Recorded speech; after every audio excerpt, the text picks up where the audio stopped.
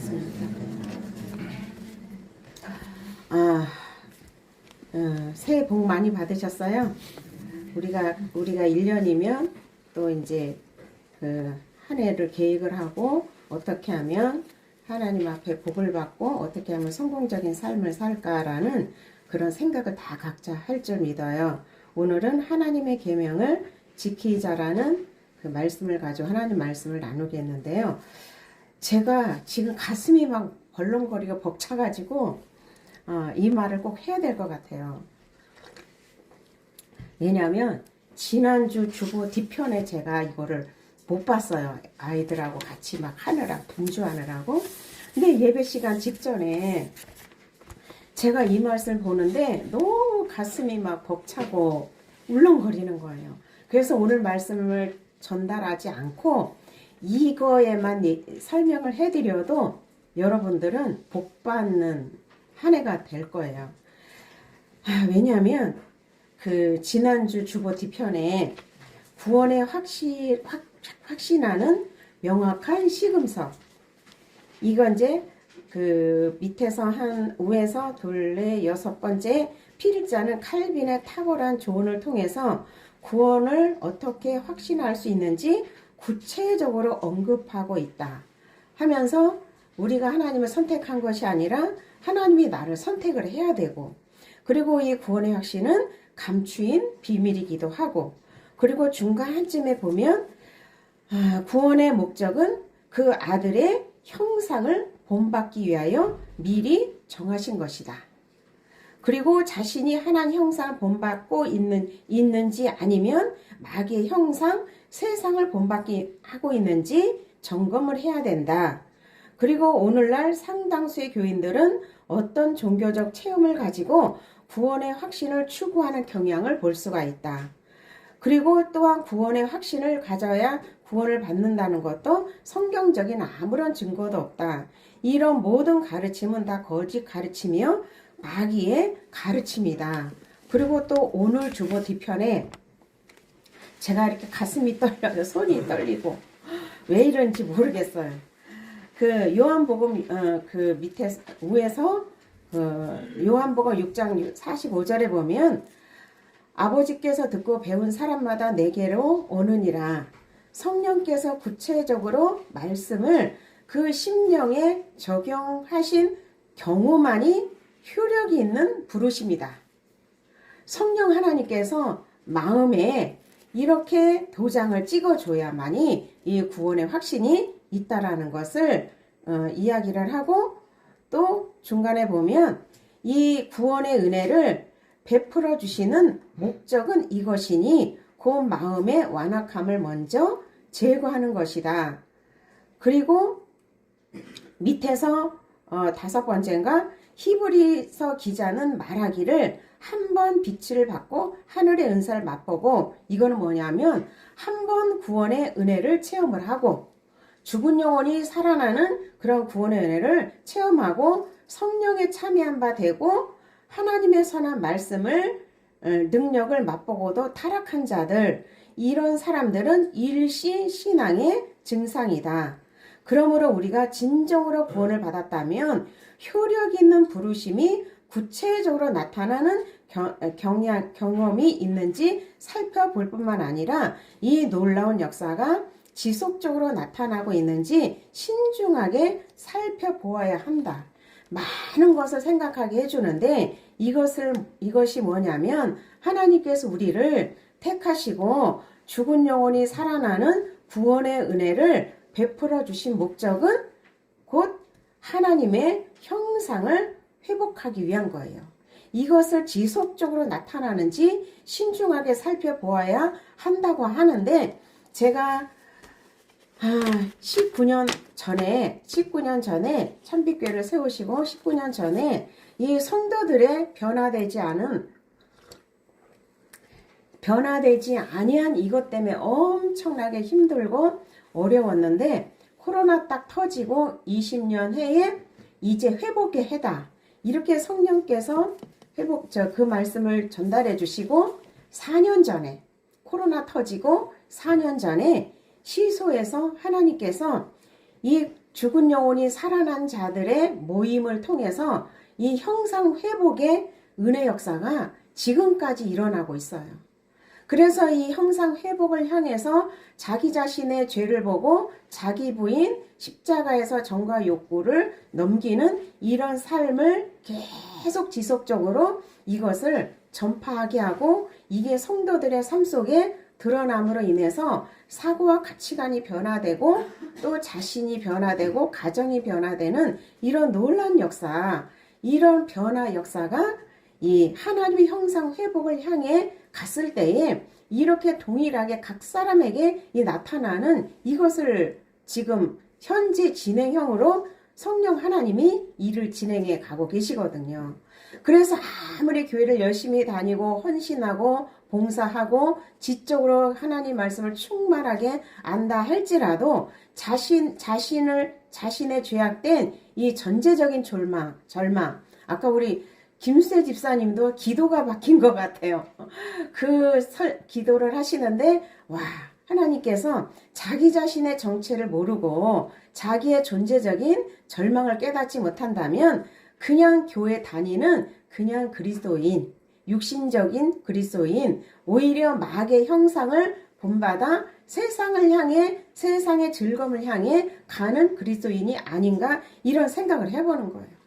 제가 이것을 읽으면서 왜 이렇게 가슴이 벅차고 이렇게 가슴이 울렁거리나, 정말 이 작은 교회, 정말 누구도 알아주지 않는 이 여자 목사를 통해서 이렇게 하나님의 마음을 시원케 하고 하나님이 우리를 부르신 목적에, 구원의 은혜를 주신 목적에 하나님의 형상 회복을 향해서 이렇게 24년 전부터 죽은 영혼이 살아나고 하나님 형상 회복을 위해서 지금까지 달려온 이 순간에, 오늘 이 아침에 이렇게 너는 맞다, 너는 지금까지 하나님 마음을 시원케 하고 예수님의 입격에서 네가 충실히 이 사명을 감당했다라는 이런 음성으로 들려져서 제가 이렇게 가슴이 벅차요.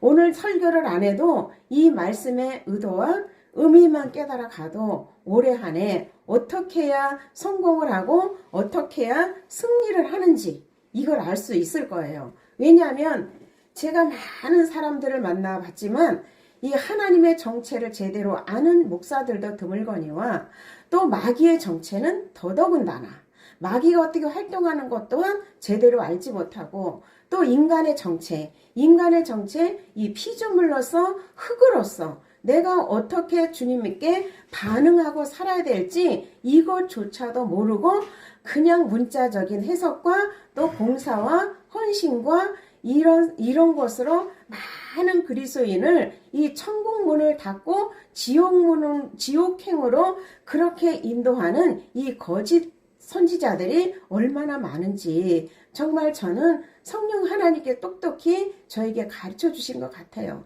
그래서 오늘 정말 이 말씀이 정말 하나님께서 나를 이 성령 하나님이 부르심의 은혜가 맞는지, 만약에 하나님이 이 구원의 확신, 죽은 영혼이 살아났다면 정말 하나님 형상 회복이 무엇이냐면 내 마음의 완악한 부분을 제거하는 거예요. 부드러운 마음으로 이방인도 용납하고 수용할 수 있는 이런 마음으로 다듬어 가기 위해서 하나님 형상 회복을 위해서 그렇게 하나님이 우리를 다듬어 가신다는 거예요. 그렇게 변화되지 않은 그 굳은 그런 마음이 하나님 말씀에 의해서 죄가 무엇인지, 의가 무엇인지, 심판이 무엇인지 이거를 성령 하나님께서 이렇게 조명을 시켜주심으로 인해서 이렇게 가치관 변화, 삶의 변화, 내가 변하니까 남편이 귀한 존재로 느껴지고 가족 공동체가 얼마나 귀한지 이것이 보여지고, 하나님이 자기 정체를 알지 못한다면 내가 거짓에 속고 살면서 가족들을 괴롭히는지조차도 알지 못했던 이것을 성령 하나님께서 조명시켜 주심으로 인해서 이 가족을 다른 가치관으로, 다른 눈으로 보게 하는 이런 은혜 역사를 제가 올 초에 1월 24년 1월부터 지금까지 계속 현재 진행형으로 이거를 경험하고 있어요. 예, 친정 하나님께서 우리를 구원해 주신 목적은 뭐냐면 하나님의 형상 회복을 향해서 지속적으로 그리스도의 삶, 정과 욕구를 십자가에 넘기는 이런 삶을 살도록 하기 위해서 하나님 우리를 구원해 주시고 이 자리에 있게 해 주신다는 것을 다시 한번 여러분들에게 말씀을 드리고 싶어요. 그래서 당신 때문에 예수를 안 믿어.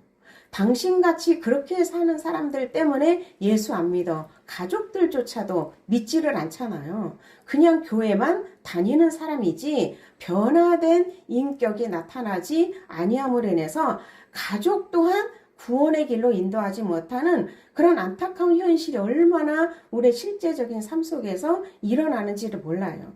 그래서 지금 계속 집사님이 이제 1번, 2번으로 이렇게 계속 기재를 하실 텐데 정말 이것이 나에게 실제적으로 내 삶 속에 이루어지는지 아니면 그냥 종교인으로 주일날만 예배를 드리는 이런 자인지 이것을 꼼꼼하게 살펴봐야 돼요. 정말 하나님의 형상을 회복하기 위해서는 공동체 안에서 서로 비춰보면서 자기 죄를 보면서 자기 발견을 해야만이 진정한 하나님의 형상 회복으로 갈 수 있다는 사실, 이거를 꼭 명심했으면 참으로 좋겠어요. 제가 마음이 진정이 안 되네요. 하나님께서는 이제 말씀을 전하도록 하겠습니다. 하나님께서는 모든 인류의 이 생존과 행복을 위해서 그 십계명, 이 율법을 주셨어요. 이 땅에서 잘 살고 행복한 삶을 살도록 하기 위해서 믿지 않는 사람이나 이스라엘 백성들에게나 우리 양심에다가 이 도덕성을 심어 주었어요. 그래서 양심에 도덕성을 심어준 그 도덕성대로 잘하고 살면 그래도 어느 정도는 평탄한 삶을 살 수가 있어요. 근데 특별히 하나님이 이스라엘 백성을 선택을 하셔가지고 모세를 통해서 영원히 지을 수 없는 이 돌판에다가 십계명을 새겨주시면서 썩지도 않고 쇠하지도 않는 이 하나님의 말씀을 십계명에다가 돌판에다가 새겨주셨어요. 이 십계명은 세계 어느 민족, 어느 나라에든지 인생들이 본분으로 지켜야 할 이 윤리와 도덕을 넘어서 아주 중요한 하나님의 말씀인 거예요. 그들은 하나님 말씀인지 아닌지 알지 못하고 어쨌든 양심에 새겨진 이 법과 윤리 도덕을 굉장히 중요시 여기고 산다는 거예요. 근데 하나님께서는 이 십계명 전체가 중심이고 원리가 되는 이 하나님 말씀으로 너는 나 외에 다른 신을 내게 있게 하지 말지니. 이 말씀은 나만이 하나님만이 너희는 전적으로 하나님만 믿고 신뢰를 해라. 하나님만을 믿고 다른 신 우상을 섬기지 말라는 거예요. 이 하나님만이 이 모든 인생을 책임지시고 관리해 주시고 보존시키시는 하나님이시기 때문에 절대로 다른 신 우상을 섬기지 말라고 하시는 거예요. 반대로 말하자면, 이것을 반대로 말하자면 우리 인생을 우상을 섬기고 자기를 섬기게 되면 하나님이 우리 인생을 책임져 주시지도 아니하고 우리를 관리해 주시지도 아니하고 보존시켜 주시지 않는다는 반대적인 말씀이기도 해요. 그래서 하나님께서는 너희는 나 외에 다른 신을 내게 있게 말지니, 이 말씀이 불신자들에게만 주신 말씀이 아닌 거예요. 하나님을 믿고 하나님의 은혜를 입고 애굽에서 탈출해 나온 아브라함의 후손인 이스라엘 민족들에게 주신 말씀이지요. 더군다나 이 말씀은 이스라엘 민족을 위한 말씀뿐만 아니라 오늘날 영적인 이스라엘 백성이 된 우리에게도 동일하게 주신 이 언약의 말씀이라는 거예요. 신명기 5장 1절과 3절에 보면 이 모세가 이스라엘 백성을 불러 모아서 이 하나님 말씀을 전달을 했죠. 이스라엘아, 오늘 내가 너에게 말하는 이 하나님의 규례와 법도를 듣고 그것을 배우면서 지켜 행하라.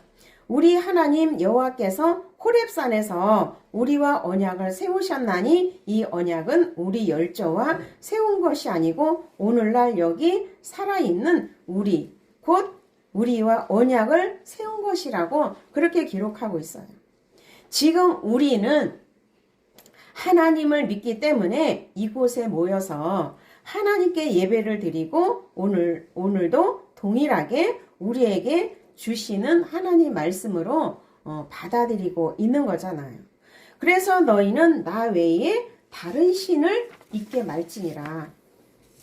사도 바울은 로마서 1장 21절에 보면 그 하나님을 믿는다고 하는 사람들, 로마에 있는 교회 교인들에게 하는 말씀이지요.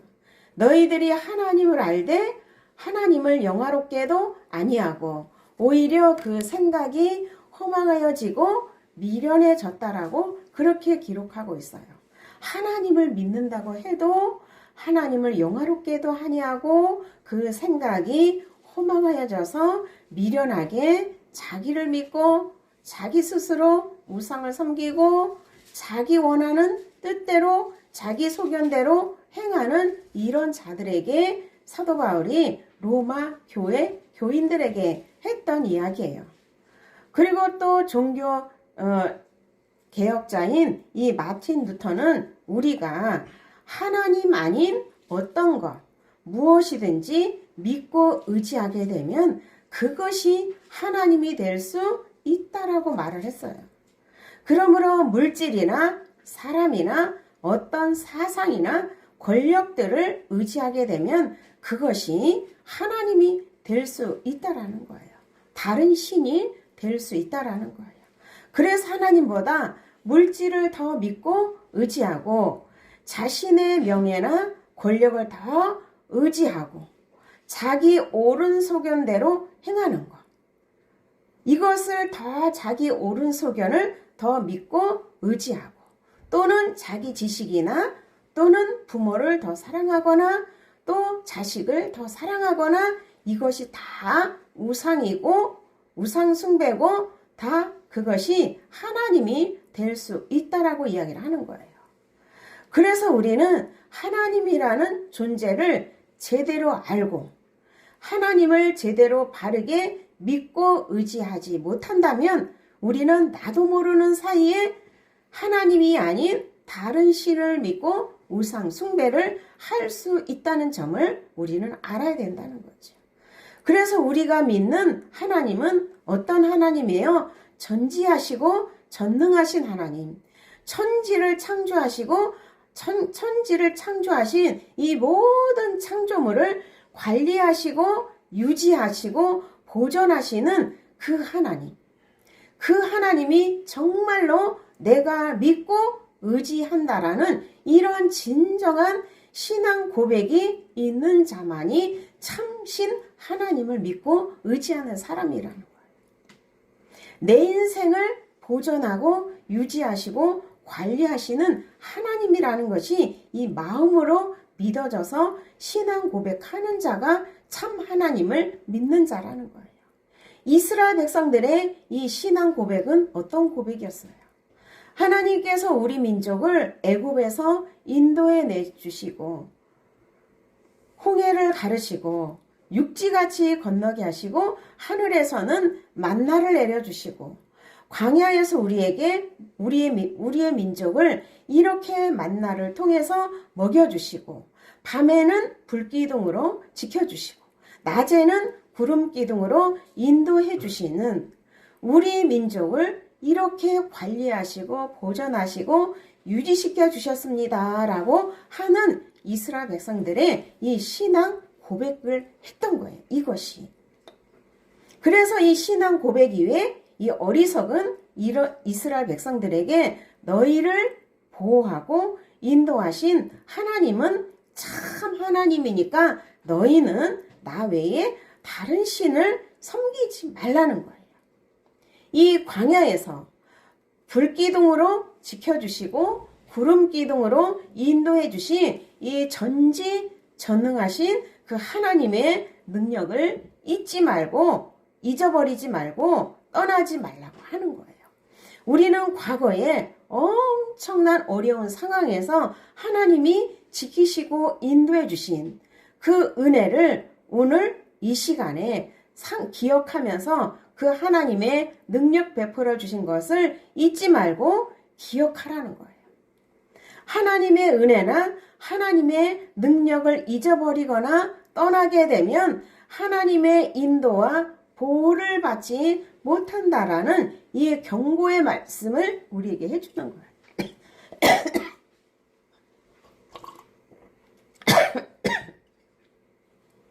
하나님께서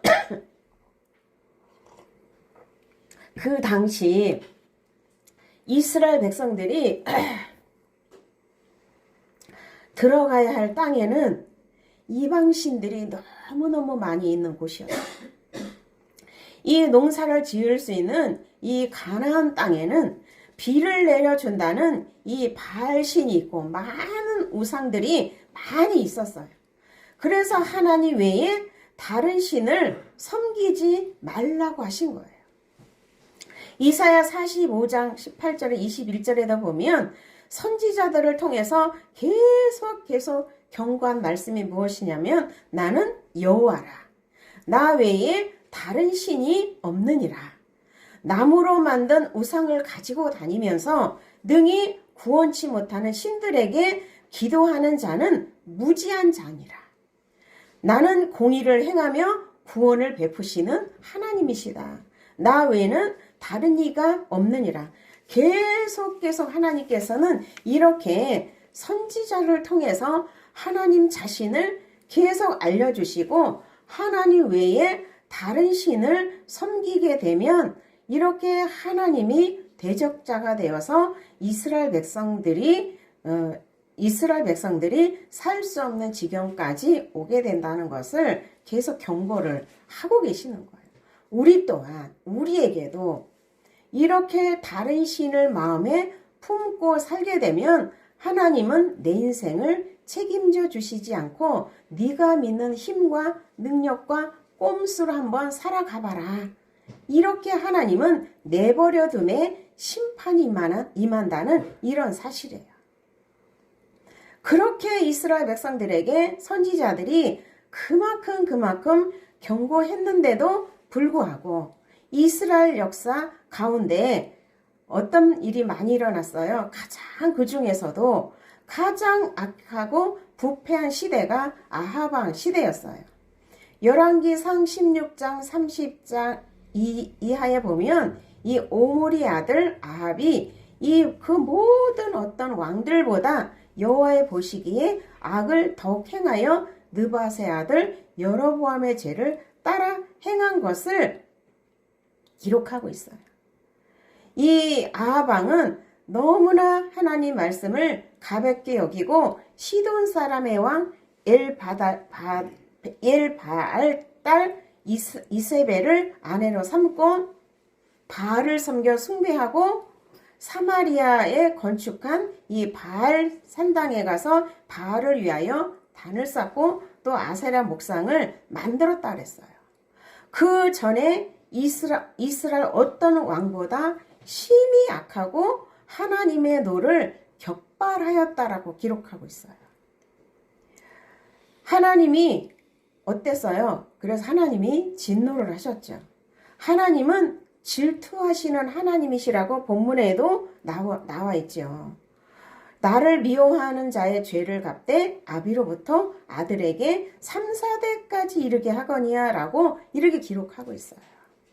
내가 죄를 지으면 그 죄값을 나로부터 아들에 대해 3, 4대까지 이르겠다고 분명히 성경은 기록하고 있어요. 이 질투는 나쁜 의미가 아닌 거예요. 반면에 시기는 나쁜 의미인 거예요. 다른 사람이 잘 되는 것을 싫어하는 것이 이 시기심이지만, 그러나 이 질투는 사랑하는 사람이 외도를 할 때 나타나는 이 심리적인 반응인 거예요.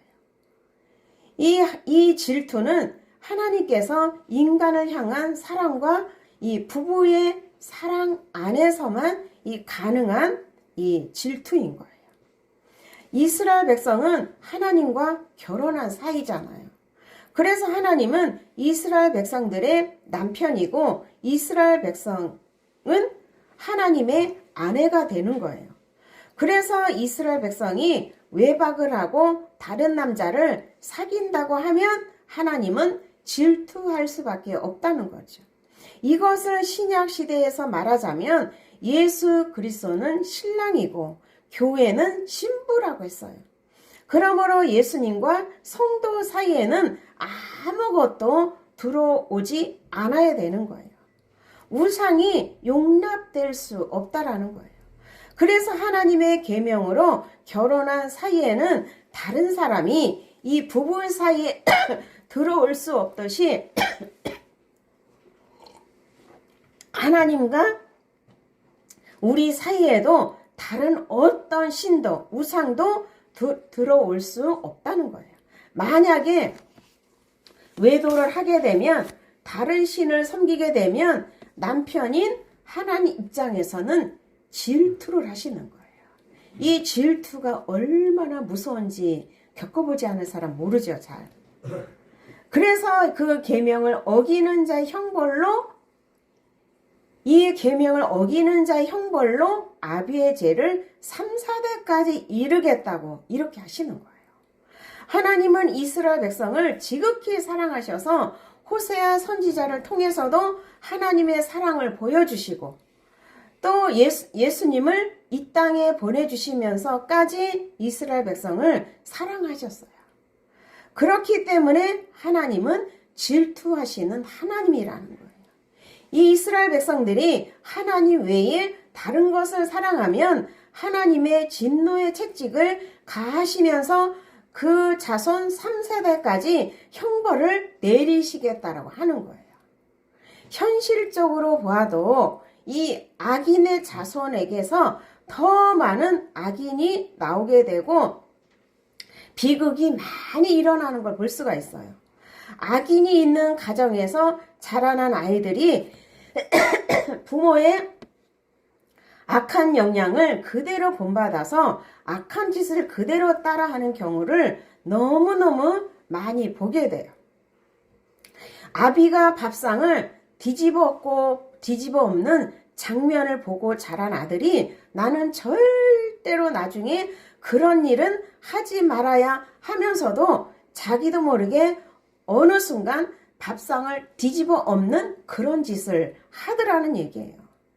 그렇게 악한 모습을 그대로 따라 한다는 거예요. 이 부모의 외도를 보고 자란 자녀들은 자기는 절대 외도하지 않고 살겠다라고 그렇게 다짐을 했지만 자기 또한 그런 외도를 하는 모습을 본다는 거예요. 이것은 곧 아비의 죄가 3, 4대까지 미치는 영향이라고 볼 수 있는 거예요. 부모가 우상을 섬기면서 자녀들도 우상을 섬기기가 쉽다는 거예요. 부모가 술을 좋아하고 도박을 좋아하고 싸움을 잘하게 되면 자녀들도 부전자전으로 닮게 되어 있다라는 거예요. 이 가정에서 보고 배운 대로 닮아서 악한 영향력을 미친다는 거죠. 그래서 하나님의 진노가 따른다는 거예요. 하나님께서는 이 우상을 섬기는 것을 그렇게 어미어미 경고를 하시는 거예요. 왜냐하면 인생이 불행하니까. 그래서 죄가 있는 곳에는 항상 하나님의 이 진노가 따라다닌다는 거예요. 이스라엘 민족이 타락하고 부패할 때는 언제나 우상을 섬길 때였어요. 이스라엘 나라가 솔로몬 왕 이후에 남북으로 갈라져서 북쪽에 있는 여로보암 왕이 금송아지를 베델과 단이라는 곳에 놓고 그 결과 바알신과 아세라신을 수많은 우상들을 섬겼잖아요. 이스라엘 백성들은 우매하게 되고 이렇게 우상을 섬기니까 음란과 방탕으로 타락해서 결국은 하나님의 진노가 임해서 북이스라엘이 망하게 되었잖아요. 이걸 역사적으로 우리가 보고 있잖아요. 이렇게 사람들은 어리석고 사리에 어두워서 분별하지 못해서 손으로 만져지고 눈에 보이는 것만 믿으려고 한다는 거예요.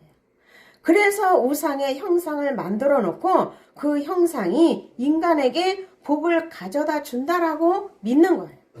왜 그럴까요? 인간은 자신의 한계를 느끼게 돼요. 그래서 미래가 어떻게 펼쳐질지 불확실하게 돼요. 그래서 미래가 불안하니까 자기가 아닌 다른 어떤 힘을 빌려서라도 이 미래의 불안을 해소하기 위해서 그렇게 우상을 섬긴다는 거예요. 돈을 섬기고 자신을 섬기고 뭔가 나를 성공해 줄 수 있는 것을 섬기는 것이 이게 우상인 거예요. 그러나 하나님이신 참신이라는 걸 믿고 그 하나님의 말씀을 믿고 보이지 않는 형상을 만들지 아니하고 눈으로 보지 않고 형상을 만들지 않고 하나님의 언약을 믿고 순종하는 그런 믿음이야말로 하나님은 성숙된 믿음이라고 하나님께 인정해 주시는 믿음이라는 거예요. 그렇게 하나님으로부터 그 믿음이 인정을 받게 되면 하나님이 내 편이 되어주시고 내게 보호자가 되어주시고 나의 대적자를 향해서 하나님이 나를 위해서 싸워주신다라는 이 다윗의 고백이 우리 또한 그대로 고백을 할 수 있다라는 거예요. 이 성경에도 우상 숭배하는 자가 되지 않고 믿음을 지키기 위해서 죽음을 두려워하지 않았던 이 믿음의 선진들이 많이 기록되어 있어요. 다니엘서를 보면 우리는 너무나 잘 알고 있죠. 이 느부갓네살 왕이 60규빗이나 127m나 되는 이 높이의 금 신상을 만들어 놓고 이 왕의 신상에게 절해라. 절하지 않는 자는 극렬히 타는 풀무불에 던져 넣으리라. 그렇게 했잖아요. 온 백성들이 악기 소리를 맞추어서 금 신상 앞에 절을 했어요. 그러나 다니엘과 그의 친구들은 그 금신상에 절하지 않았어요. 이 내용이 다니엘서 3장 14절 15절에 그 내용이 나와요. 이 다니엘과 그 친구들이 왕 앞에 끌려 나가죠. 이 왕이 너희가 내 신을 섬기지 아니하며 내가 세운 금신상에 절하지 아니하니 짐짓 참말이냐 물어봐요.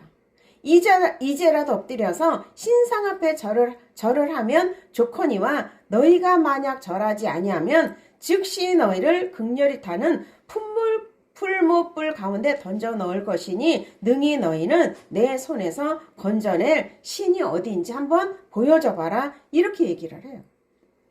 그때 다니엘과 세 친구들은 뚜렷하게 음성으로 대답을 해요.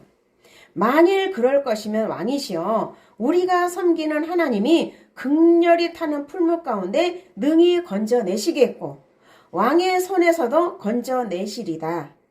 그러나 그리 아니하실지라도 왕이시여 우리가 왕의 신들을 섬기지 아니하고 왕이 만든 금신상에게도 절하지 아니할 줄 아옵소서. 이렇게 말을 해요.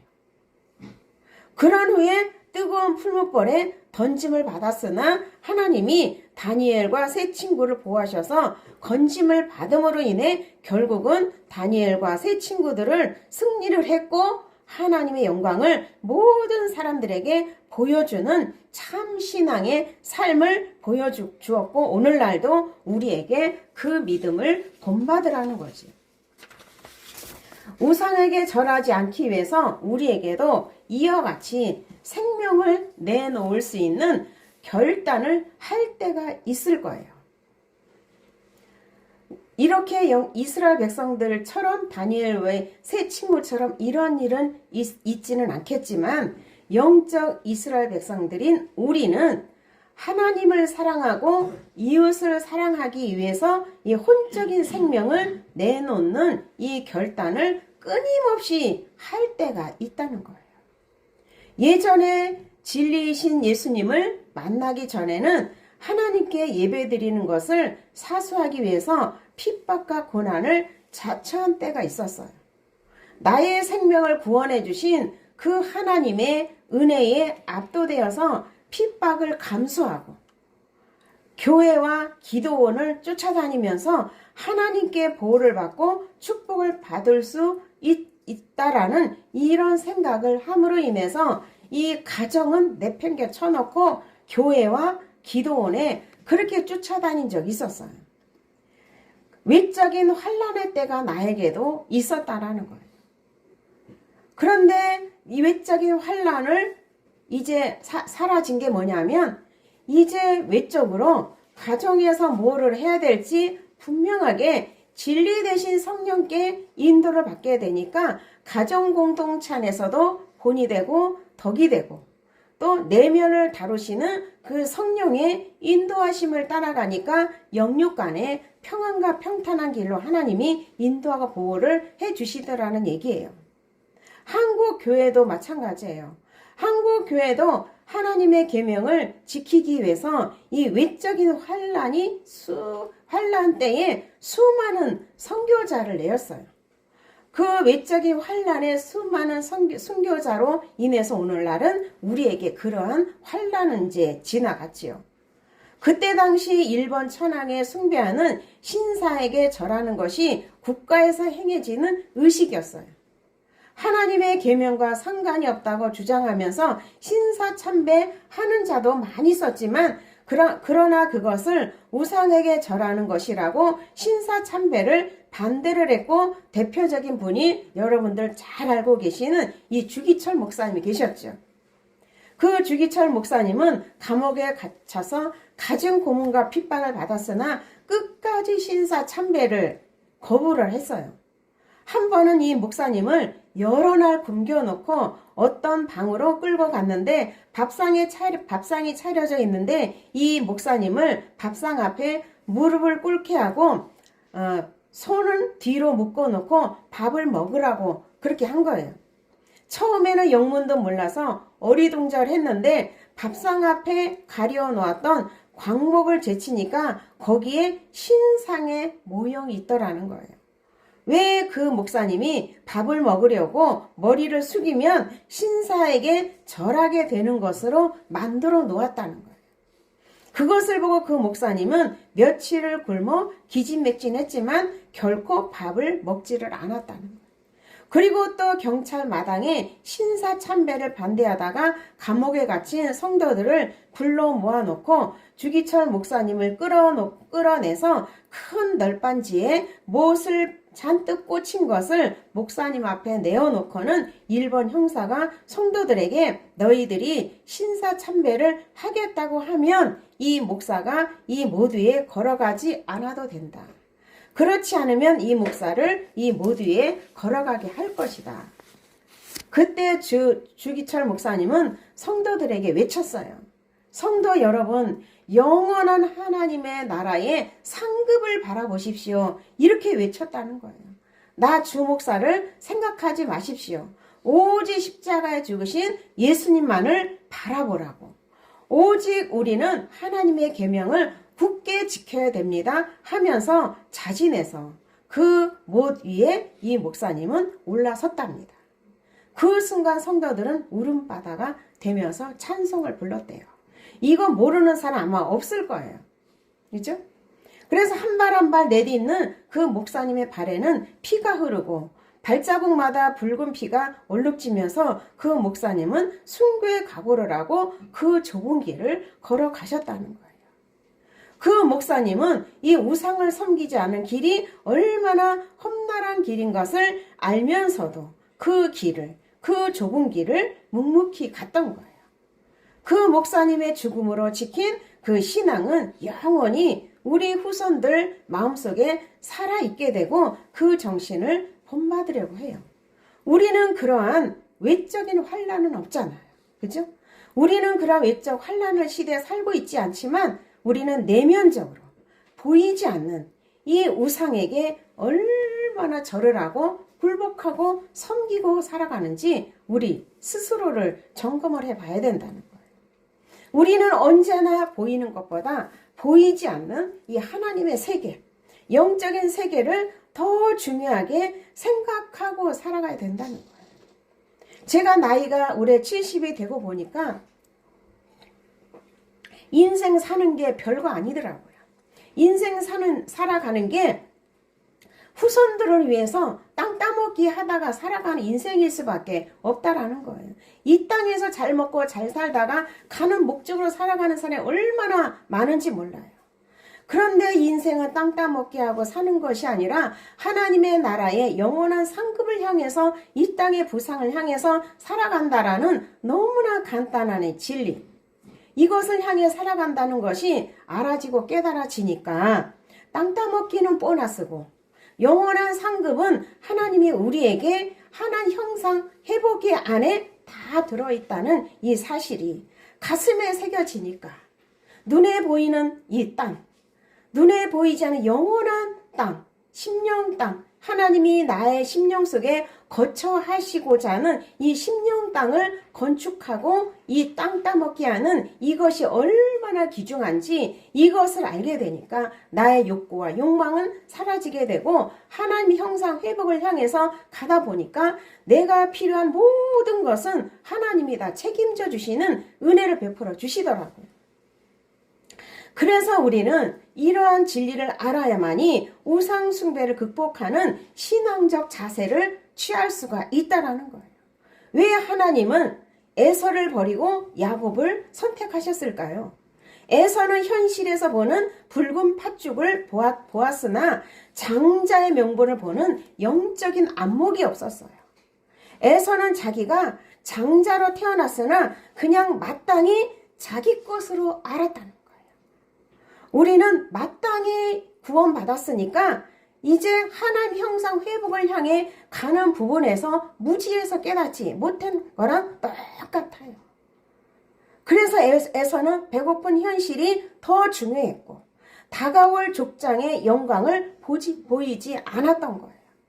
반면에 야곱은 보이는 것보다 보이지 않는 것, 현실보다는 미래의 소중함을 아는 이 신앙의 눈, 소망의 안목이 야곱에게 있었기 때문에 하나님은 야곱을 사랑하셨고 야곱에게 복의 근원이 되도록 땅을 차지하게 하는 약속을 허락하셨다는 거예요.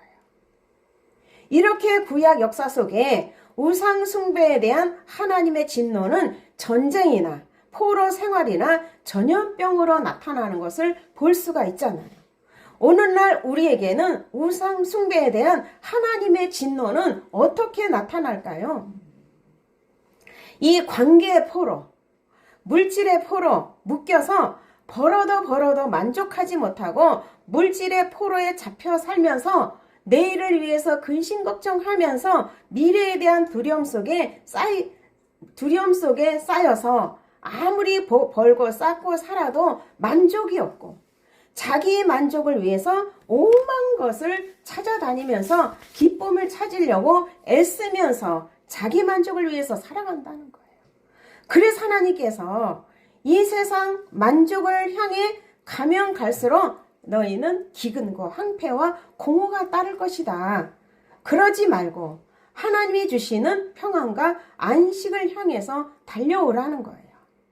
하나님이 주시는 이 평안과 안식은 하나님을 잘 섬기고 하나님의 계명대로 살아갈 때만이 온다라는 것을 약속하고 있어요. 그래서 우리가 평안과 행복을 유지하고 살 수 있는 길은 하나님의 계명을 지키는 거라는 거예요. 하나님 외에 다른 우상을 섬기지 말고 우상 앞에 절하지 말라라는 이 하나님 말씀에 순종해야 된다는 거죠. 그리고 하나님보다 세상 것을 더 사랑하고 의지하고 살지 말라는 거예요.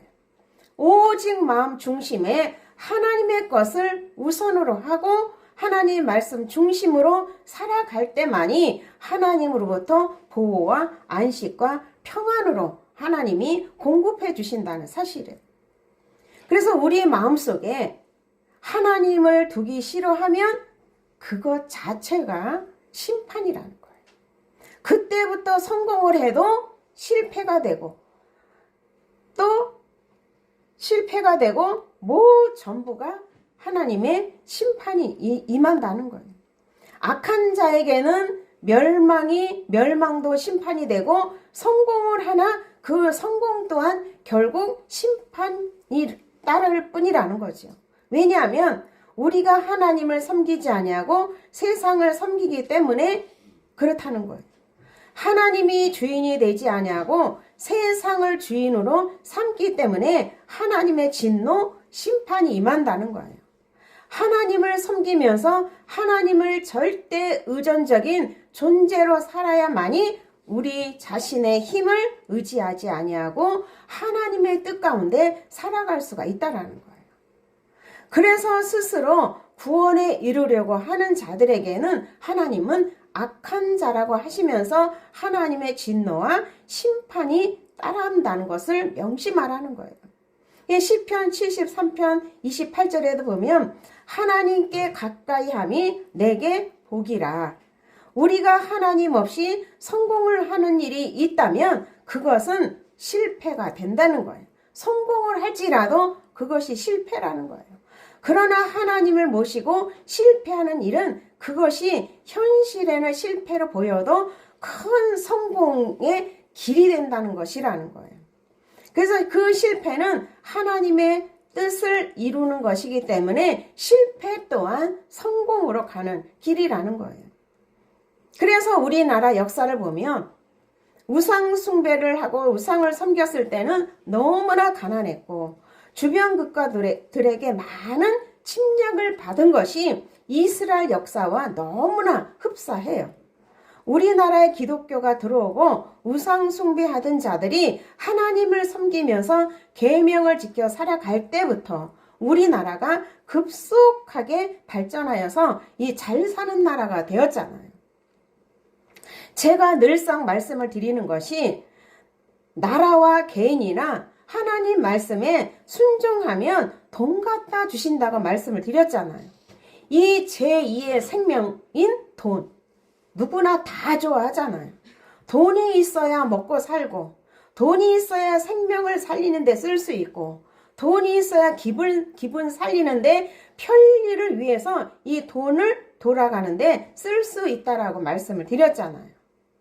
그래서 제가 이 진리를 깨닫고 나서 돈이 없어서 못 써본 적이 없었어요. 돈이 필요하게 되면 돈이 와서 써달라고 돈이 시중드는 경험을 많이 했고 여러분들에게 많이 증거도 했어요. 하나님과 나와 돈이 이 삼각관계라고 말씀을 드렸죠. 기억나시죠? 내가 하나님을 섬기는 것으로 달려가게 되면 돈이 나를 향해 달려오게 되고 내가 돈을 향해 달려가게 되면 돈이 나에게서 도망간다고 했어요. 세월 가다 보니까 내가 돈을 쫓아서 돈을 벌어서 쌓고 쌓아도 엉뚱하게 그 돈이 다 나 싫다고 도망간다는 사실. 그러나 내가 하나님을 향해서 달려간다 보면 지금 현재는 어렵고 힘들지라도 돈이 와서 시중 들어서 그 돈이 나에게 달려온다는 이야기를 너무나 많이 해드렸어요. 그래서 정말 오직 하나님 말씀만 믿고 지금까지 달려오다 보니까 그 말씀이 맞더라고요. 나에게만 그런 증거가 나타난 것이 아니라 오직 하나님 말씀만 믿고 달려오는 그런 성도들에게도 동일하게 그것이 나타나더라는 얘기예요. 그래서 24년 이 한 해에 성공하는 비결은 오직 하나님 말씀, 하나님이 주신 계명, 하나님이 주신 계명이 뭐예요? 하나님을 사랑하고 이웃사랑의 이 계명을 믿음으로 지키게 된다면 하나님이 올해 한 해 영육간에 하나님이 우리를 향해서 예비하신 축복을 받아 누리는 한 해가 되리라 믿습니다. 말씀을 기억하면서 잠시 기도하는 시간을 갖도록 하겠습니다.